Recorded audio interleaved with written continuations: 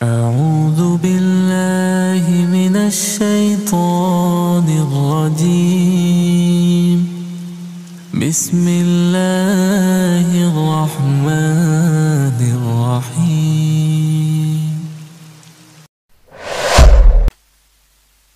Assalamualaikum warahmatullahi wabarakatuh. Bismillahirrahmanirrahim. Innal hamdalillah nahmaduhu wa nasta'inuhu wa nastaghfiruh wa na'udzu billahi min syururi anfusina wa min sayyiati a'malina. Man yahdihillahu fala mudhillalah wa man yudlil fala hadiyalah. Nashhadu an la ilaha illallah wahdahu la syarika la wa anna Muhammadan abduhu wa rasuluhu la nabiyya ba'dah. Allahumma salli wa sallim wa barik wa an'im ala nabiyyina wa rasulina Muhammadin wa ala alihi wa sahbihi ajma'in wa ba'd. Allahumma inna nas'aluka ilman nafi'a wa na'udzubika min ilmin la yanfa'. Allahumma 'allimna ma yanfa'una wanfa'na bima 'allamtana ya rabbal alamin. Hadirin yang Allah muliakan, tidak ada kata yang layak untuk kita angkat di awal pertemuan kita kecuali rangkaian kata yang kita ungkapkan dalam rangka berusaha bersyukur kepada Allah Subhanahu wa Ta'ala atas segala nikmat yang Allah berikan kepada kita. Wa in ta'udu ni'matallahi la tuhsuha. Dan jika kalian ingin menghitung-hitung nikmat Allah, maka kalian tidak akan bisa menghitungnya.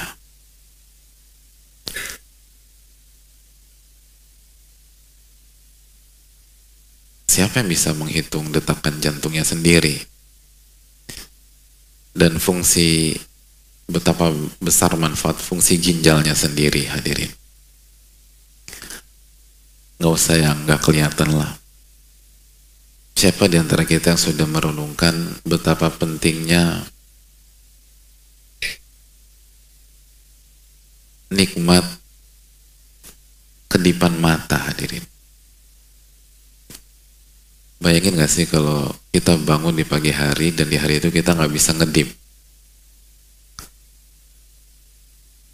Itu betapa sengsaranya kita naik motor, hadirin. Bayangin. Itu semua debu segala, sampai sendal mungkin masuk ke mata kita. Nggak bisa ngedip, hadirin. Pas hujan kayak begini nggak bisa ngedip, wah repot itu. Kita fokus ke payung, padahal kalau nggak ada payung basah, hadirin. Tapi kalau nggak bisa ngedip kan repot. Tuh air masuk ke mata semua. Nah, sudahkah kita mensyukuri nikmat tersebut?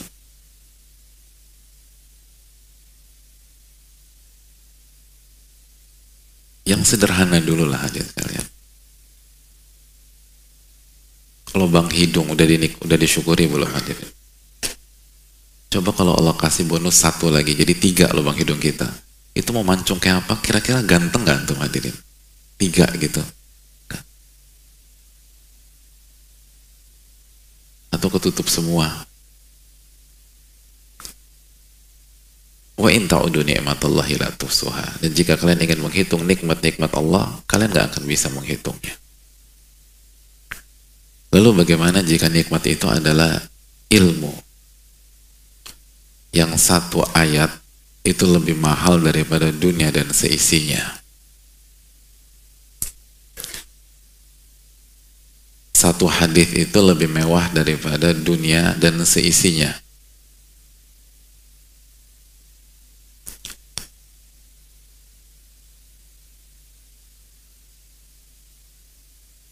Makanya Nabi SAW menawarkan sesuatu yang mewah kepada para sahabatnya.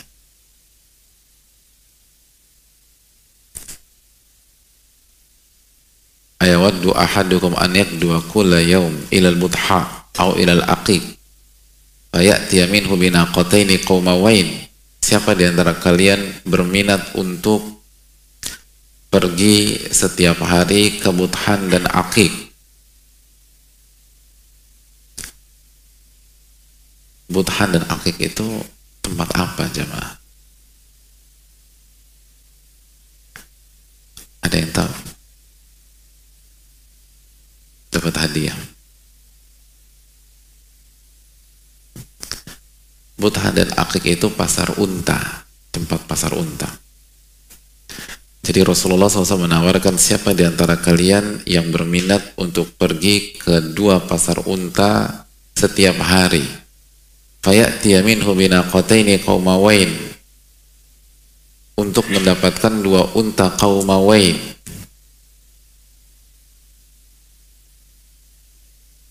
Setiap hari ke sana dapat dua unta. Besok ke sana lagi dua unta lagi. Lusa ke sana lagi dua unta lagi.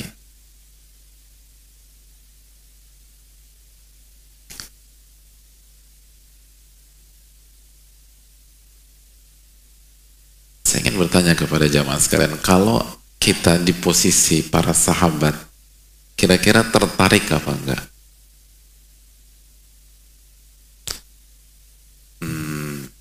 Nanti dulu lah Pak Ustadz, belum punya kandangnya gitu. Gak usah banyak mikir hadirin.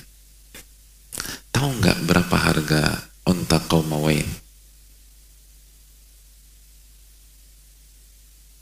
Saya pernah baca sebuah koran waktu di kampus dulu. Itu ada, kalau koran di sini kan apa, jual mobil bekas gitu ya, mobil second. Nah karena di sana itu ada jual tapi masa onta second sih? Enggak. Jual onta gitu.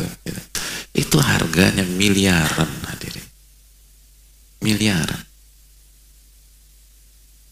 Ada yang sempat saya baca 8 miliar. Unta jenis-jenis terbaik itu mahal-mahal. Nah kalau misalnya satu unta qaumawain 8M, maka dua unta berapa? 16 miliar. Dan Nabi SAW menawarkan setiap hari.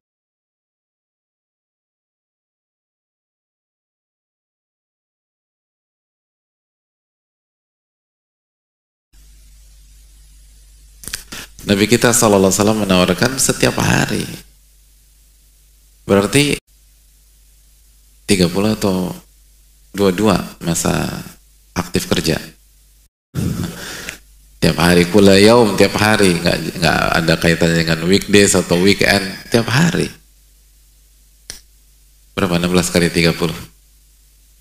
Oh cepet ya. Masya Allah. Masya Allah. Cepet, Masya Allah.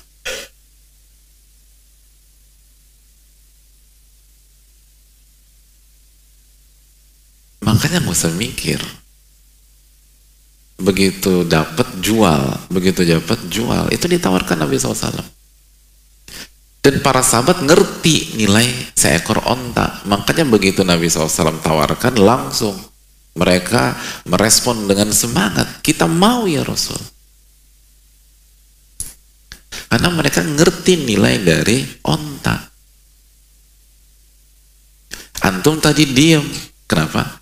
Karena nggak ngerti dunia perontaan, jadi diem. Makanya pentingnya ilmu tuh. Begitu mereka mau berangkat, kata Nabi SAW, awala yagdu ahadukum ilal masjid. Kalau kalian tertarik mendapatkan dua onta qaumawain setiap hari, kenapa kalian tidak pergi saja ke masjid? Oh, kita bingung, emangnya ada onta di masjid? Lalu Nabi SAW berusaha menjelaskan, untuk aya'lam au yaqra ayataini min kitabillah khairun lahu min aqatain, untuk membaca dan mempelajari dua ayat dari Al-Quran, karena dua ayat dari Al-Quran itu lebih mahal daripada dua unta.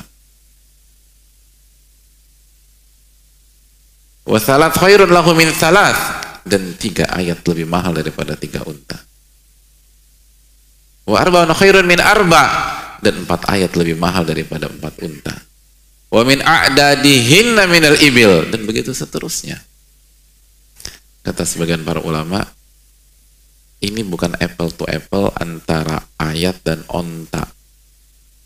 Ini ingin menjelaskan bahwa ayat itu lebih mahal daripada dunia dan seisinya. Karena unta komawen itu simbol kekayaan pada saat itu. Simbol kekayaan. Seperti hari ini kalau kita punya apa? Punya apa? Simbol kekayaan. Hah? Avanza. Tanpa meremehkan Avanza ya, Avanza Masya Allah. Tapi kan itu bukan simbol, hadirin. Koenigsegg gitu, Bugatti itu. Ya paling rendah-rendah Lamborghini lah atau Ferrari, itu simbol. Jadi hadirin Allah muliakan, apa yang kita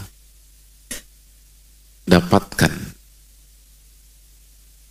dari ilmu itu mahal, itu mewah. Dan setiap kenikmatan butuh rasa syukur. Maka di awal pertemuan kita, sudahkah kita mensyukuri ilmu yang kita dapatkan selama ini?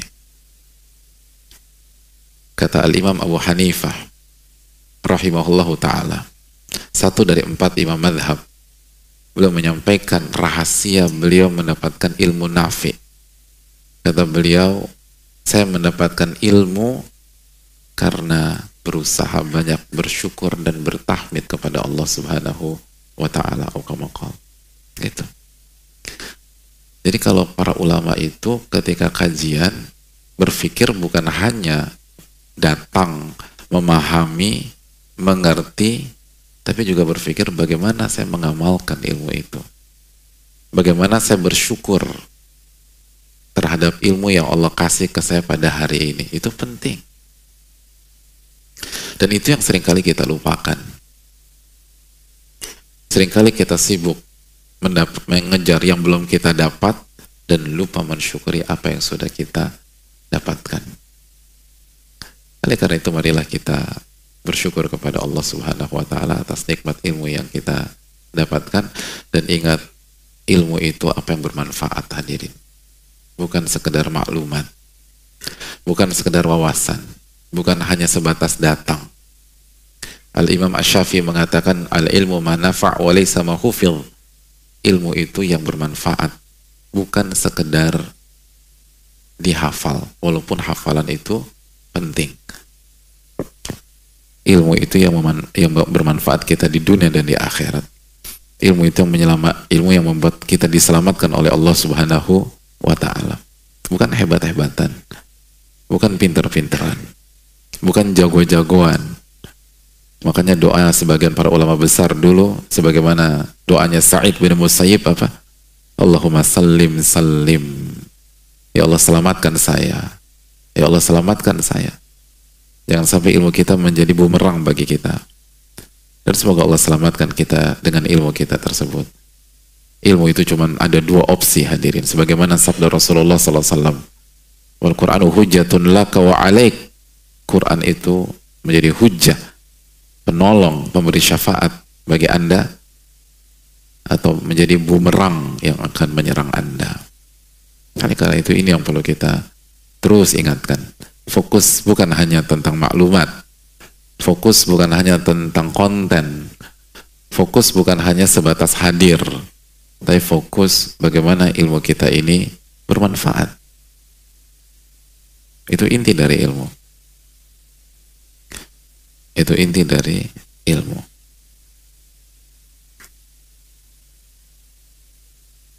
Oleh karena itu semoga Allah memberikan taufik kepada kita, dan semoga Allah memberikan kita ilmu yang bermanfaat. Amin ya rabbal alamin. Hadirin yang Allah muliakan, salawat dan salam semoga senantiasa tercurahkan kepada junjungan kita, Nabi kita, Rasul kita Muhammadin sallallahu alaihi wasallam, beserta para keluarga, para sahabat, dan orang-orang yang istiqomah berjalan di bawah naungan sunnah beliau sampai hari kiamat kelak. Hadirin yang Allah muliakan,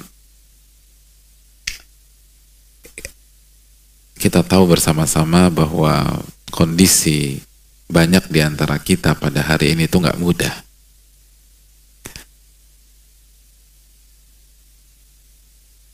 banyak orang itu kesulitan pada hari ini secara ekonomi, secara rizki, dan banyak orang terpuruk, banyak orang jatuh, banyak orang tertekan. Dan semoga Allah jaga kita dari hal itu semua, dan semoga Allah memberikan hidayah kepada semua yang tertekan pada hari-hari ini. Amin ya rabbal alamin. Oleh karena itu hadirin Allah muliakan, salah satu hal yang perlu kita sampaikan dan kita ingatkan di antara kita adalah tentang masalah rizki dan tentang kunci-kunci rizki agar kita bisa istiqomah, bisa menjadi hamba Allah Subhanahu wa taala terlepas apapun ujian Allah kepada kita. Oleh karena itu pada kesempatan kali ini kita akan berbicara sejenak tentang masalah itu dengan segala keterbatasan dan kekurangan kita. Dan semoga Allah memberikan pertolongan kepada kita untuk mendapatkan ilmu nafi. Amin ya rabbal alamin. Hadirin yang Allah muliakan, seorang nama besar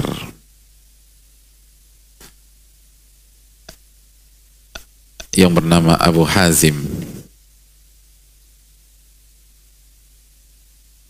pernah ditanya, "Ma maluka?"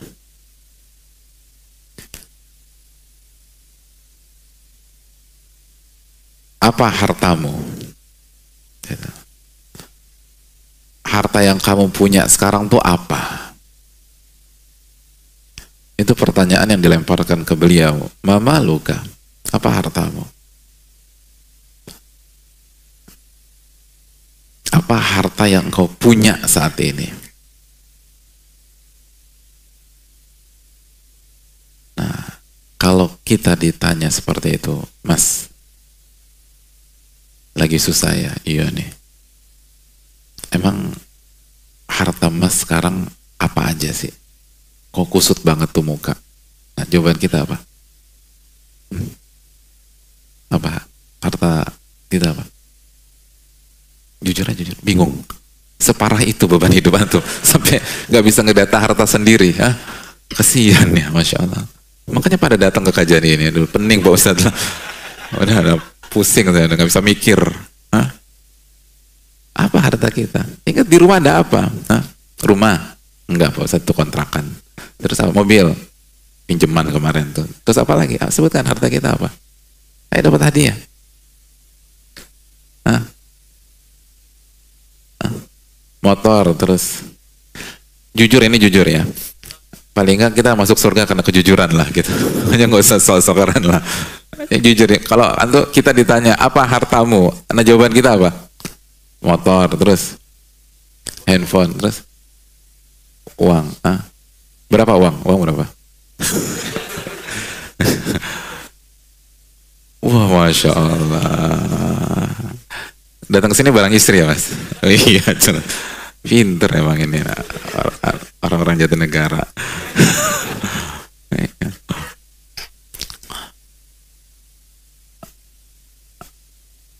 Hadirin Allah muliakan, ketika Abu Hazim ditanya, kata beliau, "Malan, saat ini saya punya 2 harta," kata beliau.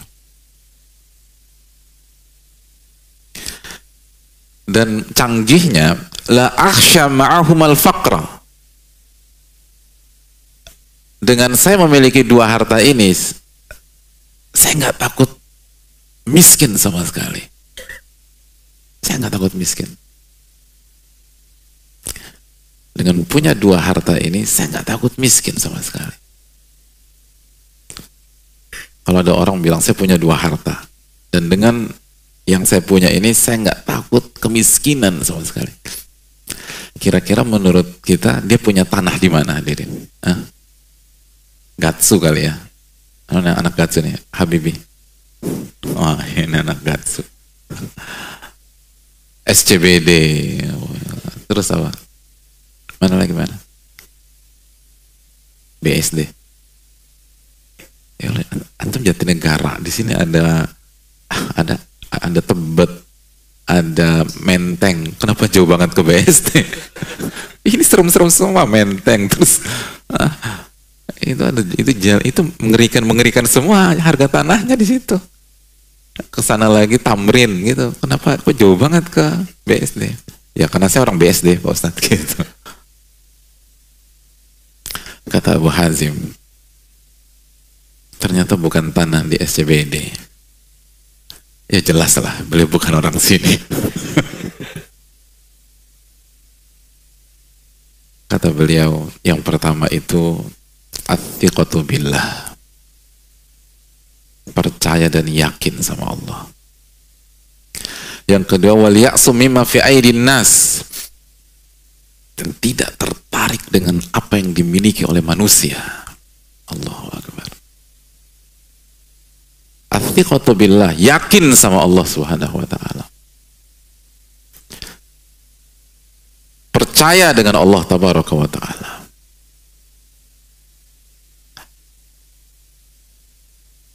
Bahwa Allah Ar-Razzaq, Allah yang Maha memberikan rezeki. Allah Al-Muhsin, yang Maha baik.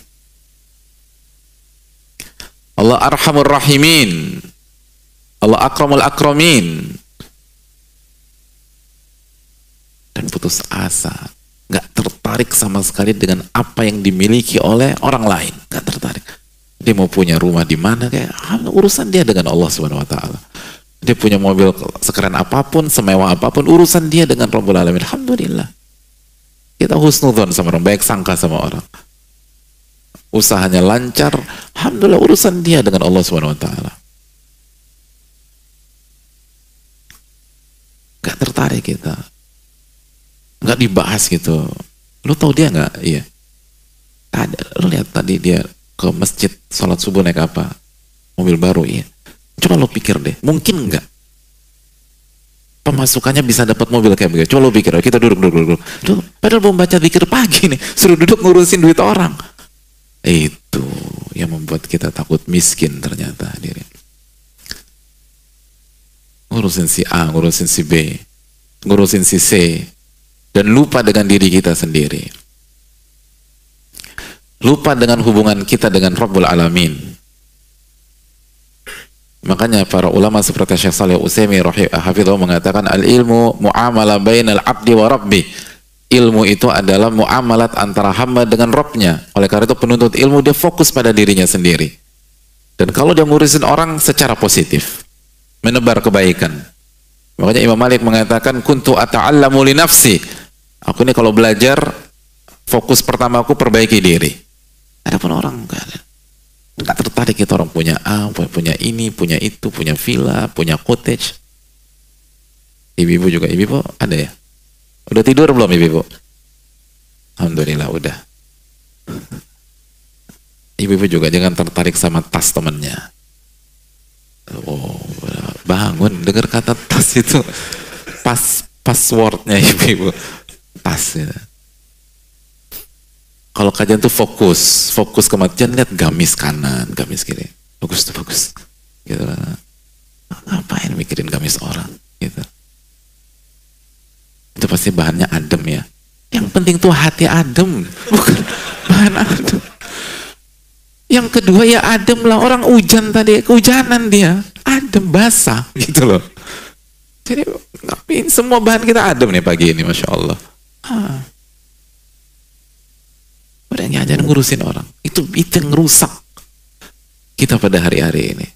Ngebanding-bandingin. Lihat para ulama, Abu Hazim mengatakan athiqa billah, percaya sama Allah Subhanahu wa taala. Dan yang kedua, nggak tertarik dengan barang orang, nggak tertarik dengan harta orang, nggak tertarik dengan duit orang, nggak tertarik dengan rumah orang.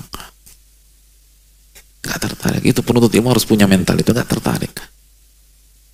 Karena harta yang kita punya aja belum mampu kita syukuri secara sempurna. Harta yang kita punya saja sudah merepotkan kita nanti pada hari kiamat kelak. Ngapain kita ngurusin harta orang? Dan itu yang membuat kita dihantui kemiskinan. Adapun para ulama enggak. Athiqu billah, yakin sama Allah Subhanahu wa taala. Yakin bahwa rizki itu di tangan Allah. Yakin dengan firman Allah dalam surat Adz-Dzariyat, wa fis sama'i rizqukum wa ma tu'adun. Dan di atas langitlah rizki kalian dan apa yang dijanjikan untuk kalian. Adz-Dzariyat ayat 22. Kata Maryam Al-Basriyah, beliau mengatakan, mahtammamtu birizki wala ta'ibtu fi talabi mundu sami'tu Allah azza wa jalla yaqul wa fis sama'i rizqukum wa ma tu'adun. Aku tidak pernah ambisi lagi terhadap mendapatkan rizki, dan aku nggak capek, letih, lelah, mumet dalam memikirkan bagaimana mendapatkan rizki setelah aku mendengar firman Allah Subhanahu wa taala, wa fis sama'i rizqukum wa ma tu'adun, dan di atas langitlah rizki kalian dan apa yang dijanjikan untuk kalian. Bukan berarti malas cari rizki, bukan berarti tidak menunaikan kewajiban kita sebagai pemberi nafkah, enggak, tapi enggak tertekan, itu maksudnya. Enggak tertekan, enggak takut, enggak parno, enggak bingung tentang masa depan, karena yakin rizkinya bukan tergantung kondisi yang ada, rizkinya ada pada Ar-Razzaq Subhanahu wa ta'ala. Makanya hadirin yang Allah muliakan, Al-Hasan bin Saleh pernah mengatakan, rubbama asbahtu ma ma'i dirham. Seringkali aku bangun di pagi hari, aku nggak punya 1 dirham pun. Anggap saja 1 dirham sekarang 80 sampai 100 ribu, nggak punya uang. 1 dirham artinya nggak punya uang. Wa ka'anna dunya kullaha qad hizat li. Tapi perasaanku, kata beliau, itu seperti orang yang punya semua isi dunia. Allahu Akbar. Saya nggak punya duit, pas bangun nggak punya duit, tapi subhanallah kasih perasaan kepada saya seperti saya punya semuanya, saya punya dunia. Oleh karena itu, yang poin yang pertama kali harus kita camkan, hadirin, rizki itu terbagi menjadi 2, rizki zahir dan rizki batin. Itu dijelaskan oleh Ibnu Mandzur ketika menjelaskan tentang kata rizki dalam bukunya yang sangat terkenal dan menjadi rujukan dalam bahasa Arab. Apa nama bukunya? Lisanul Arab, Masya Allah. Hadiah ya. Syukran. Betul. Ini bukan. Saya pikir di semua ini nih hadiah semua. Yang hadiah mana? Yang ini? Oh, buku. Masya Allah. Ini pas bukan? Oke. Masya Allah. Ya, Masya Allah. Salah berarti. Ini semua hadiah, bukan? Alhamdulillah. Hadirin yang Allah muliakan. Yang pertama kali harus kita camkan bahwa rizki itu terbagi menjadi 2. Rizki zahir, harta, uang, properti, dan rizki batin yang berkaitan dengan jiwa kita, berkaitan dengan hati kita, berkaitan dengan ruh kita. Dan rizki yang paling mahal adalah yang berkaitan dengan ruh, berkaitan dengan jiwa. Itu yang membuat para ulama, walaupun tidak punya 1 dinar pun, mereka merasa seperti orang yang punya segalanya. Kenapa demikian? Hadirin,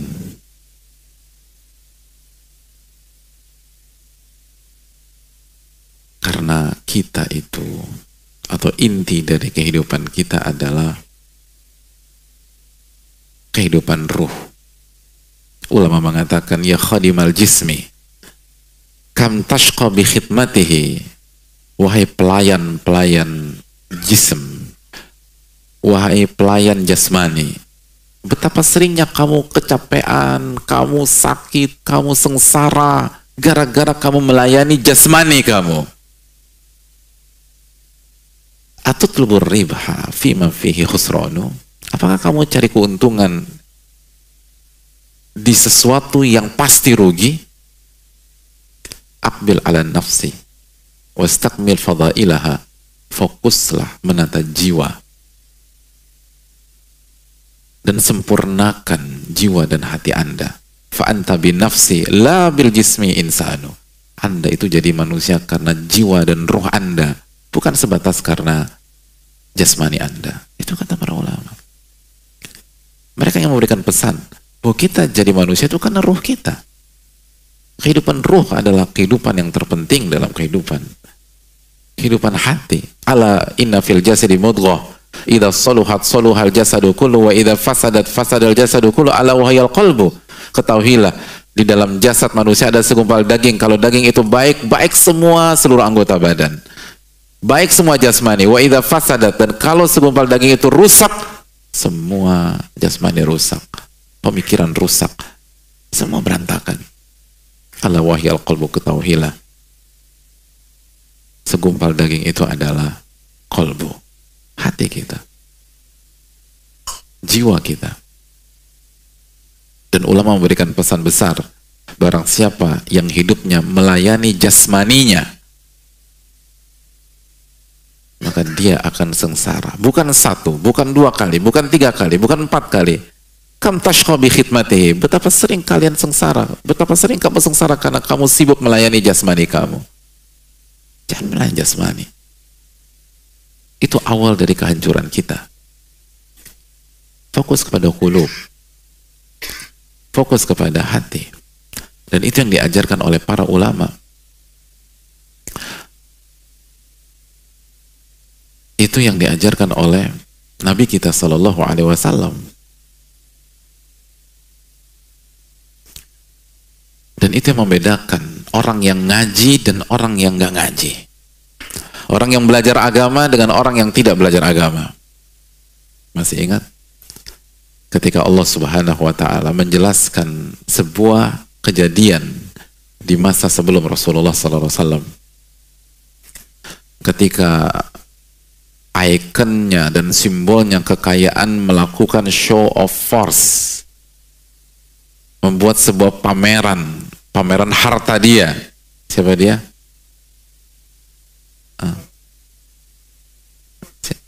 Loh, angkat tangan dong hadirin. Kita berhadapan satu lawan satu lah. Siapa dia? Angkat tangan. Qarun. Ini biar dapat hadiah nih. Angkat tangan dulu belakang. Qarun. Apa kata Allah dan apa yang terjadi pada saat itu? Allah Subhanahu wa Ta'ala menjelaskan dalam sebuah ayat atau beberapa ayat dalam Al-Quran, dalam surat Al-Qasas ayat 79. Mari kita buka ayat tersebut. Fakharaja ala qawmihi fi zinatihi. Fakharaja ala qawmihi fi zinatihi. Ketemu? Siapa yang bisa baca artinya? Qala alladhina yuriduna al-hayata dunya ya laita lana mithla ma utiya Qarun innahu ladhu hadzin azim. Siapa yang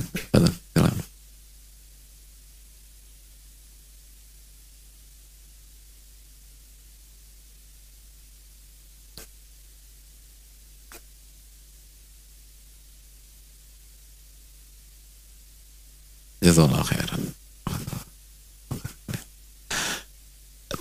Ketika Qarun keluar, fakharaja ala qaumihi fi zinati. Dikeluarkan semua tuh hartanya. Qala alladziina yuriduna al-hayata dunya. Berkata orang-orang yang menginginkan kehidupan dunia, orang-orang awam, orang-orang yang fokusnya ke jasmani, ke fisik, ke materi. Ya laita lana, duhai, andai saja kami mendapatkan atau kita mendapatkan apa yang dimiliki oleh Qarun. Innahu ladzu hadzin azim. Itu sebuah pencapaian yang begitu luar biasa. Kagum dia. Mereka terkagum-kagum dengan hartanya Qarun. Lalu lalu apa yang Allah firmankan di ayat berikutnya? Apa komentar ulama pada saat itu? Wa qala alladziina utul ilma. Maka decak kagum mereka direspon oleh orang-orang yang punya ilmu. Lihat, punya ilmu. Berarti kita yang Allah kasih hidayah untuk datang ke kajian, untuk menuntut ilmu, kira-kira kita ngikutin pihak yang di ayat 79 atau ayat 80? 80. Wa qala alladziina utul ilma. Berkata orang-orang yang diberikan ilmu, wailakum, celaka kalian. Thawabullahi khairun liman aman wa amila salihah. Pahala ganjaran yang Allah berikan kepada orang-orang beriman dan beramal saleh lebih baik daripada yang dimiliki oleh Qarun. Lebih mewah dibanding yang diberikan oleh Qarun, didapatkan oleh Qarun. Wala yulaqqaha illa sabirun. Dan tidak ada yang mendapatkan kecuali orang-orang yang sabar. Lihat bagaimana Allah menjelaskan kepada kita. Anda kagum dengan hartanya Qarun? Pahala Allah lebih besar dari itu. Anda menganggap itu besar, pahala Allah jauh lebih besar lagi. Hadirin, dijelaskan sebagian ahli ilmu, ini penting. Lihat bagaimana cara berpikir orang awam dengan cara berpikir ahli ilmu itu berbeda. Orang awam itu berpikir, secara umum berpikir sesuatu yang kasat mata saja, yang tangible, yang terlihat. Yang terlihat.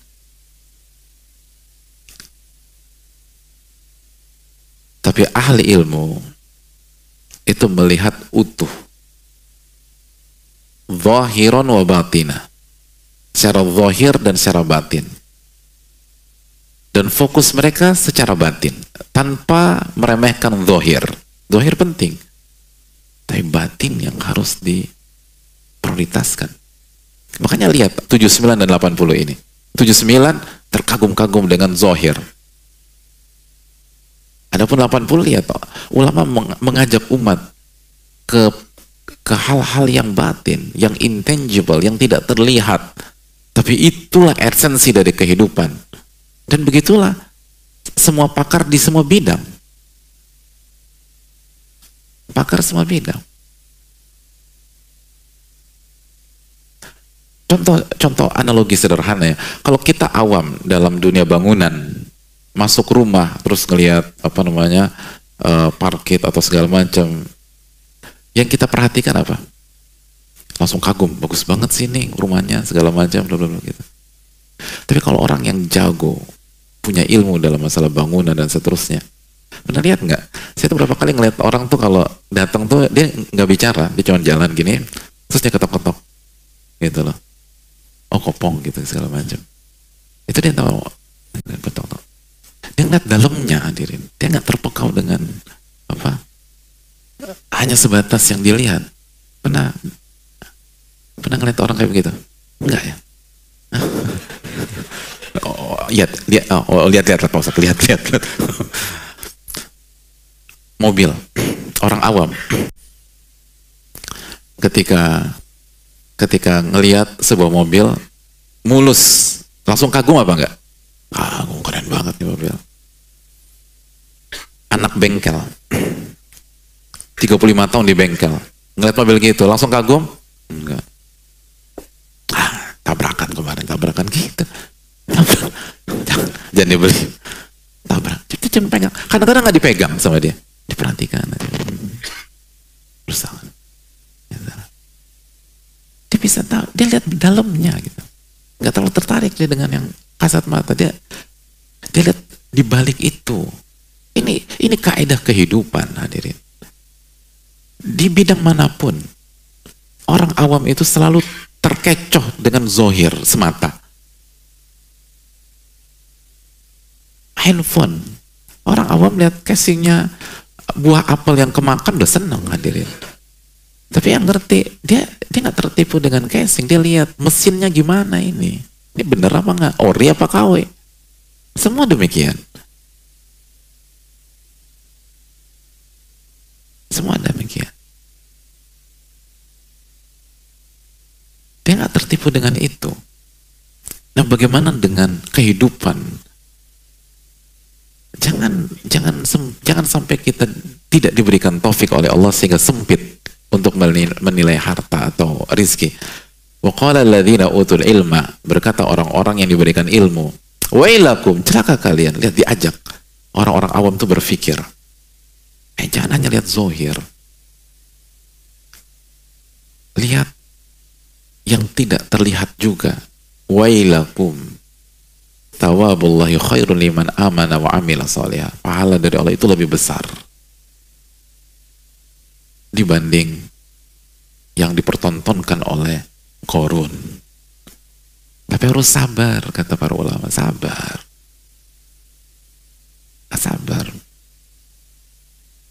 Untuk mendapatkan, untuk merasakan bahwa iman itu lebih mahal, ilmu an-nafi itu lebih mewah daripada segala harta, seringkali butuh waktu, hadirin, butuh kesabaran, jangan langsung. Oleh karena itu, hadirin Allah muliakan, sekali lagi, kenapa para ulama bisa tenang, bisa nyaman? Karena mereka bukan hanya melihat rizki secara zahir, tapi mereka melihat rizki secara batin, dan itu kunci besar dalam masalah rizki. Makanya Allah Subhanahu wa Ta'ala menyatakan dalam surat At-Talaq ayat 11, ketika Allah menjelaskan tentang orang-orang yang beriman dan beramal soleh, lalu Allah dia akan mendapatkan surga yang di bawahnya mengalir sungai-sungai dan kekal selama-lamanya. Apa penutupan ayat tersebut? Qad ahsanallahu lahu rizqa, dan Allah telah memberikan rizki yang terbaik untuk dia. Rizki yang terbaik itu bukan harta, rizki yang terbaik bukan barang, rizki yang terbaik bukan properti. Rizki terbaik adalah wa man yu'min billah, barang siapa yang beriman kepada Allah, wa ya'mal salihah, dan beramal soleh, yudkhilhu jannatin tajri min tahtihal anhar khalidina fiha abada. Barang siapa yang beriman dan beramal soleh, Allah akan masukkan dia ke surga-surga yang di bawahnya mengalir sungai-sungai, mereka kekal di dalamnya. Qad ahsanallahu lahu rizqa, dan Allah telah memberikan ihsan, memberikan yang terbaik dari rizki kepada hamba tersebut. Itu yang terbaik,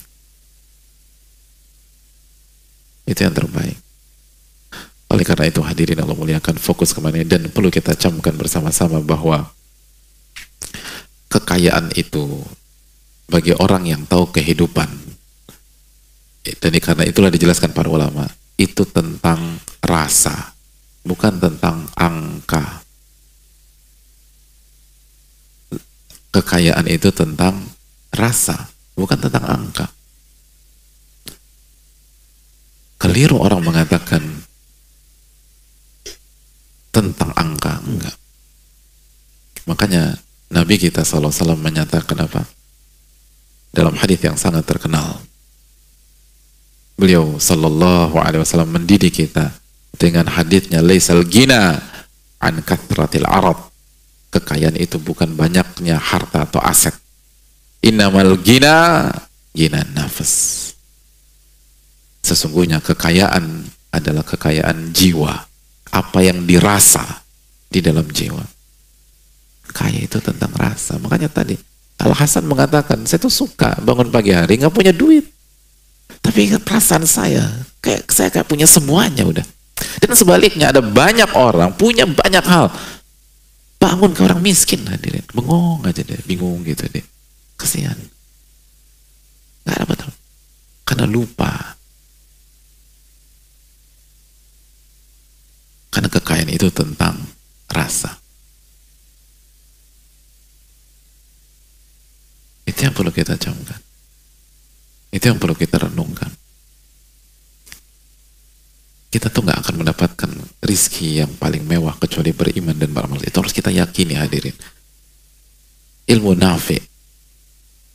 Makanya kan sebagian ulama klasik mengatakan seperti Malik bin Dinar dan lain-lain.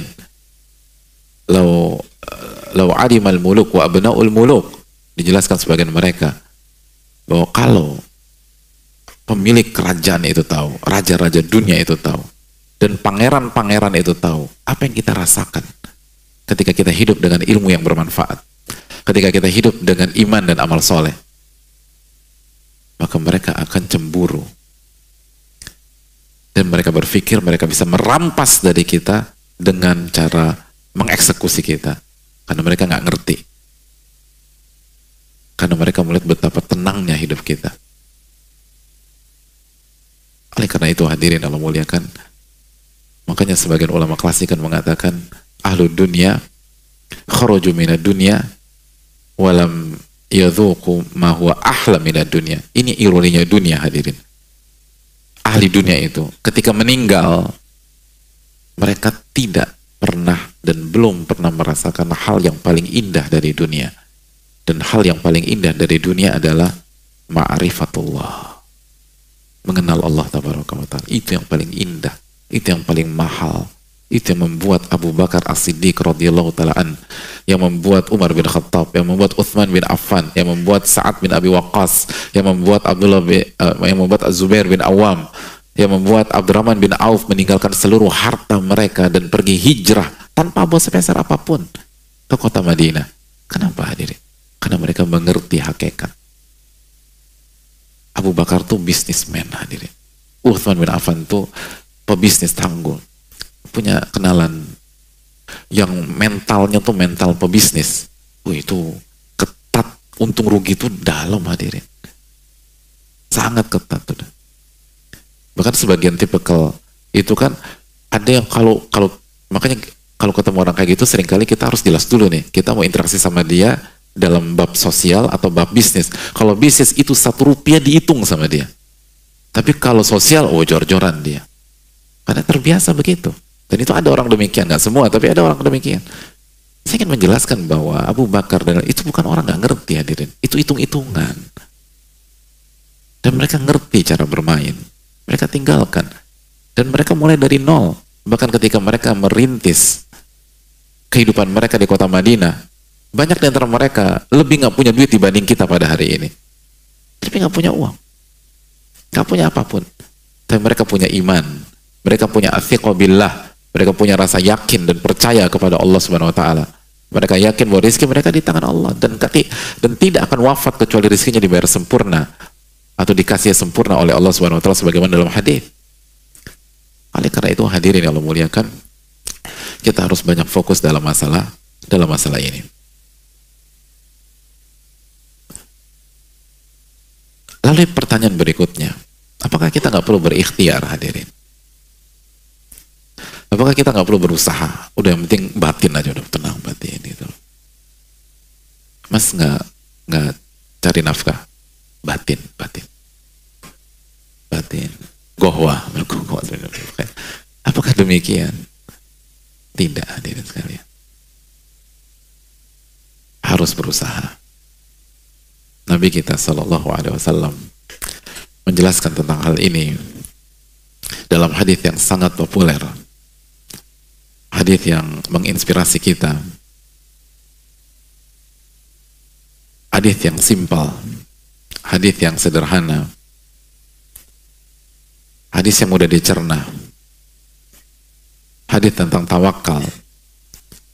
Law annakum tawakkaluna atau law annakum tatawakkaluna 'ala Allahi haqqa tawakkulih la razaqakum kama yarzuqu at-tayr taghdu khimasan wa taruhu bitana.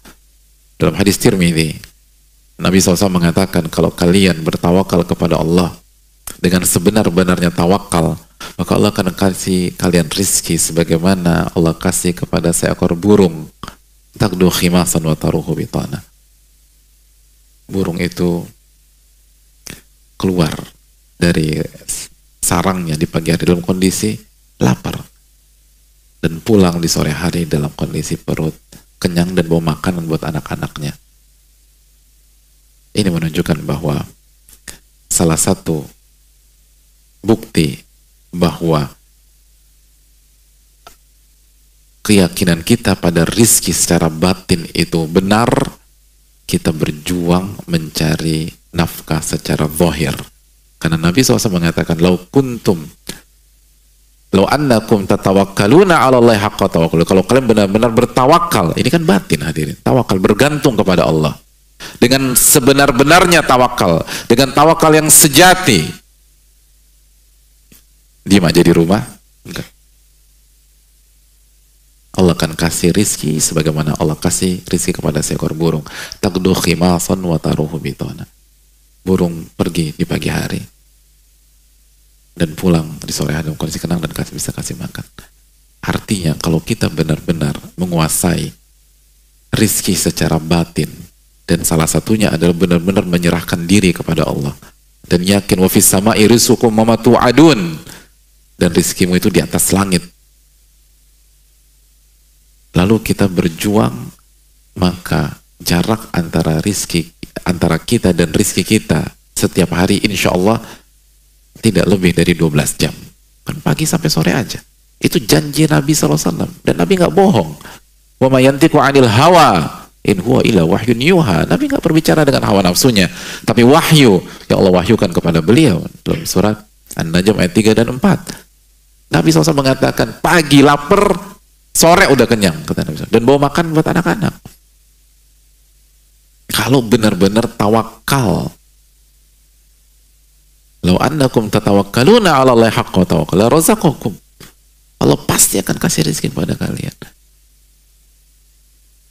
La razaqakum. Allah kasih rezeki. Itu pasti.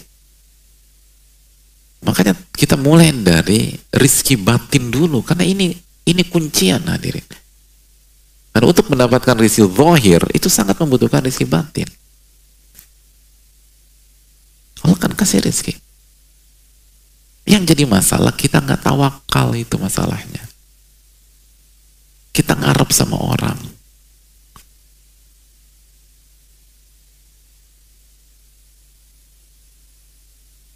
Kita fokus sama makhluk. Dan semoga Allah jaga kita dari hal tersebut. Amin ya rabbal alamin. Akhirnya nggak dapat 2 hari 3 hari nggak dapat. Atau kita nggak keluar, dalam arti kita nggak berjuang.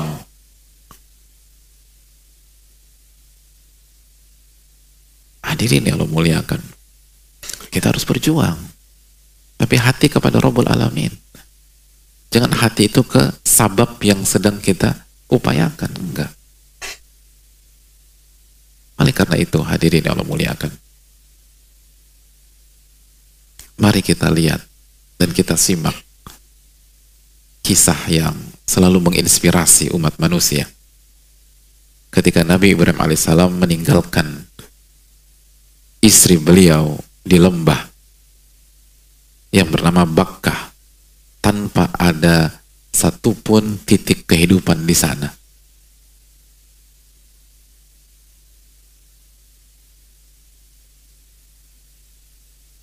Sebuah sikap yang sempat membuat Hajar bertanya-tanya sampai beliau kata, "Ya Ibrahim, atatrukuna fi wadi alladhi laysa fihi insun wala syai'?" Wahai suamiku Ibrahim, apakah engkau meninggalkan aku dan anak kita di lembah yang tidak ada kehidupan? Gak ada kehidupan sama sekali. Gak ada korma, gak ada rumput, gak ada air, gak ada onta. Onta aja gak mau tinggal di sana waktu itu hadirin. Gak mau.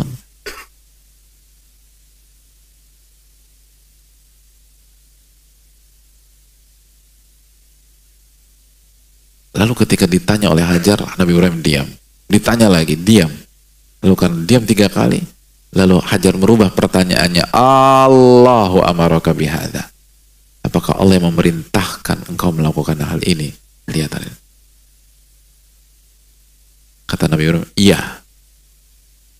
Untuk direspon. Lalu Hajar mengatakan, idzan la yudayyi'una. Kalau begitu Allah nggak akan sia-siakan kita. Ini hadirin. Lihat, walaupun dalam kondisi susah parameternya, apakah ini perintah Allah atau bukan? Apakah ini halal atau haram? Apakah ini maksiat atau tidak? Apakah ini uang haram atau uang halal?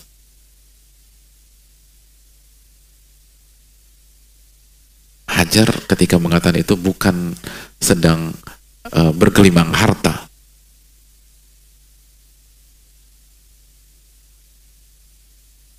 Itu berat lah hadirin. Coba bayangkan ya, ditinggal di lembah tanpa ada kehidupan.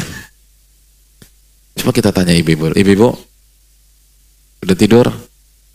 Alhamdulillah belum. Gimana perasaan ibu-ibu sekalian kalau ibu-ibu umroh sama suami, begitu check in ke sebuah hotel, masuk kamar, tiba-tiba suami kembali mengambil koper bagasi, koper cabin, lalu ambil paspor, lalu di situ ada tiket, lalu tiba-tiba berjalan menuju lift, keluar kamar, lift. Kira-kira respon ibu-ibu apa? Kesurupan kayaknya nih Pak Ustaz. Wah. Enggak kesurupan. Ketika dicek ternyata suami mau pulang lagi ke Jakarta dan meninggalkan ibu-ibu di sana. Gimana perasaan ibu-ibu? Galau apa senang? Senang, Masya Allah. Bener-bener ada masalah besar di sini. Alhamdulillah Pak Ustaz. Kenapa Bu senang? Ya senang lah Pak Ustaz. Ada bin Daud, ada apa? Ada gamis, ada segala macam disebutkan. Dulu tuh nggak ada apapun. Ditinggalkan di Mekah itu mati artinya, nggak ada kehidupan.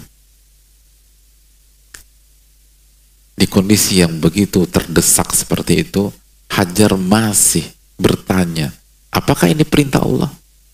Ini melanggar apa tidak? Coba tanya diri kita. Hari ini, ketika kita lagi sulit, masihkah kita berpikir demikian? Ini melanggar apa tidak? Ini Allah ridho apa tidak? Karena kalau ini Allah ridho, idzan la yudayyi'una. Kalau begitu Allah nggak akan sia-siakan kita. Dan athiqu billah. Athiqu billah. Seperti Abu Hazim tadi, tenang. Banyak Hajar nggak panik.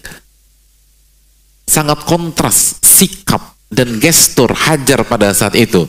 Sebelum beliau mendapatkan jawaban dan setelah beliau mendapatkan jawaban. Artinya sebelum beliau tahu ini perintah Allah dan setelah beliau tahu ini perintah Allah. Sebelum beliau tahu bahwa kondisi ini diinginkan dan diridhoi oleh Allah dan setelah beliau tahu bahwa ini diridhoi oleh Allah. Padahal secara rizki zahir sama atau beda? Hah? Sama atau beda? Hah? Hadirin, sama atau beda? Susah ya. Yang berat beban hidup teman. Ini pertanyaan, saya belum nanya surat apa, ayat berapa, hadis siapa, ini baru tanya sama atau beda. Kan pening banget ya Allah. Saya, berat ya Masya Allah. Semoga Allah ringankan beban-beban kita. Amin.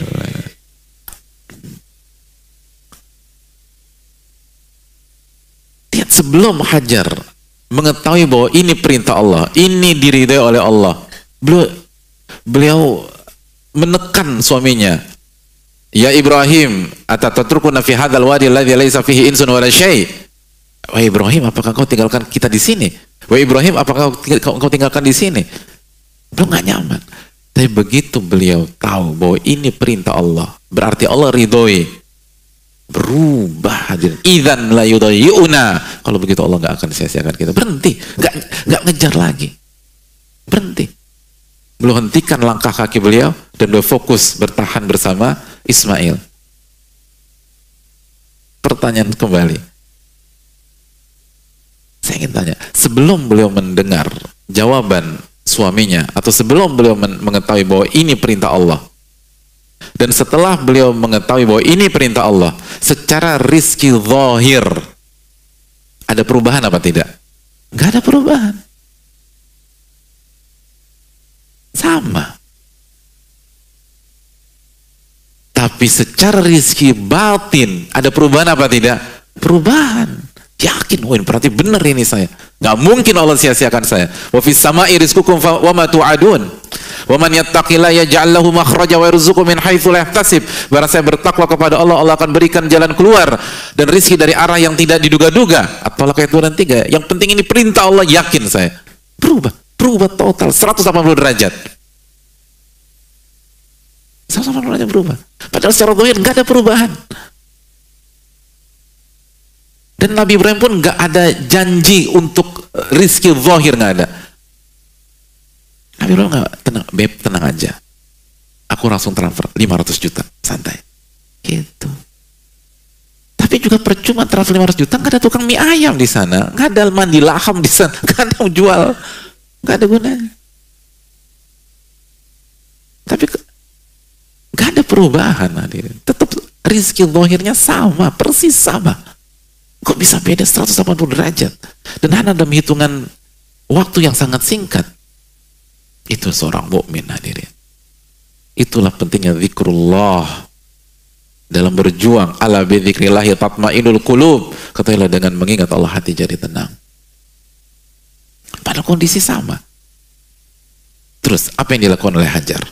Hah? Yang dilakukan oleh Hajar apa? Healing? Hah?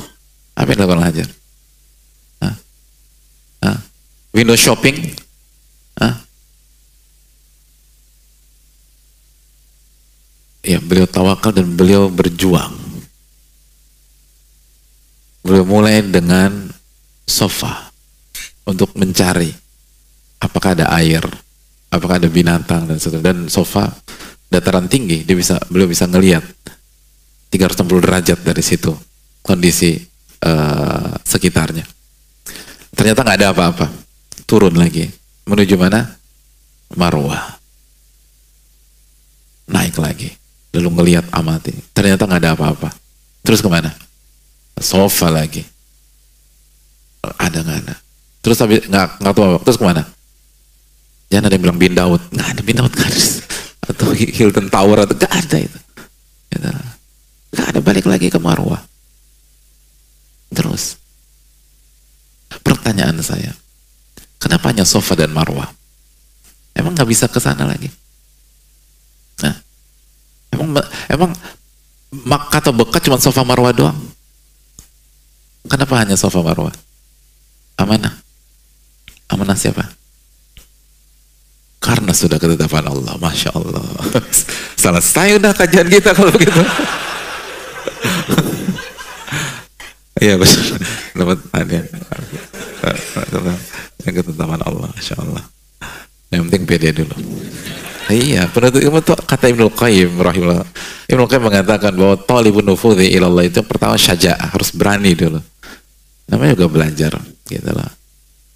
Paling kalau salah ya malu-maluin aja. Tapi nggak apa-apa. Nggak apa-apa. Iya, pertama itu benar kan? Benar ketetapan Allah. Kata para ulama, kenapa hanya sofa Marwah? Karena hanya itu titik maksimal beliau. Kalau beliau ke radius yang lebih jauh lagi atau ke titik yang lebih jauh lagi, itu beliau tidak bisa mempertahankan Ismail kalau ada apa-apa. Mungkin ada binatang, ada ular, kalajengking segala macam. Tapi sofa Marwah kalau kita umroh atau kita pernah sa'i, dan bagi yang belum pernah umroh dan haji semoga Allah mudahkan untuk bisa umroh dan haji, amin rabbal alamin. Itu adalah jarak yang paling maksimal untuk menyelamatkan Ismail kalau ada apa-apa. Karena Ismailnya kan ditaruh dekat Ka'bah.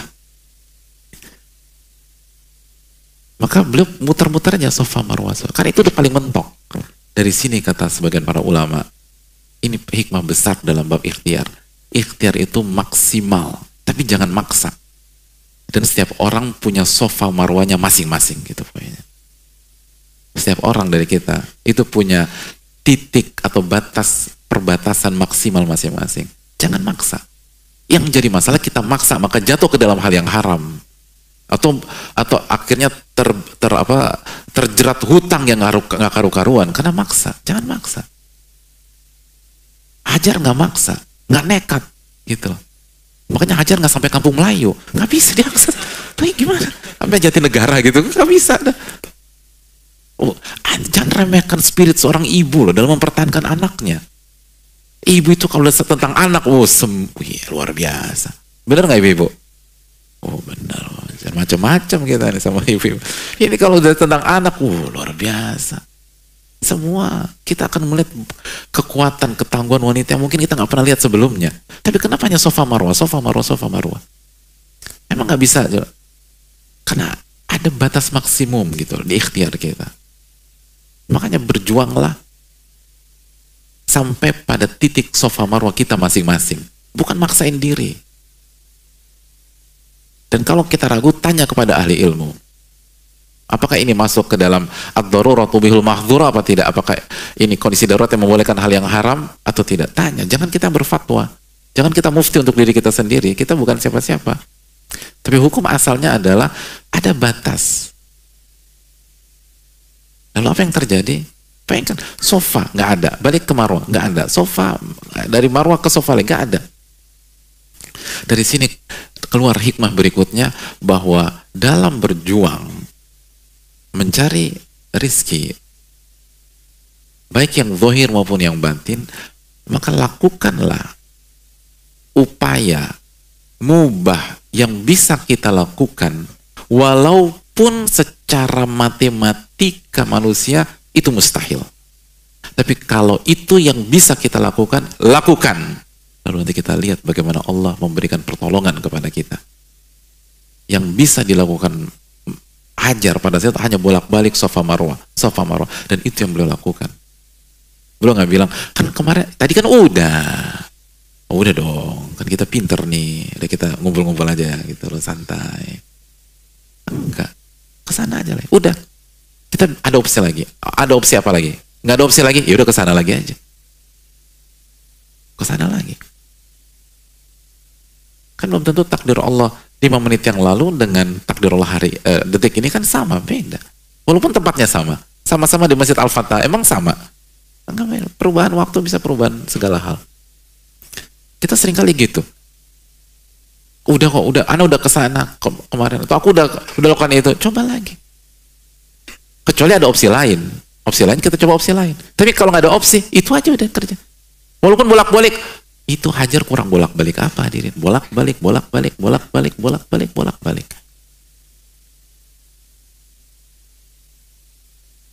Itu penting.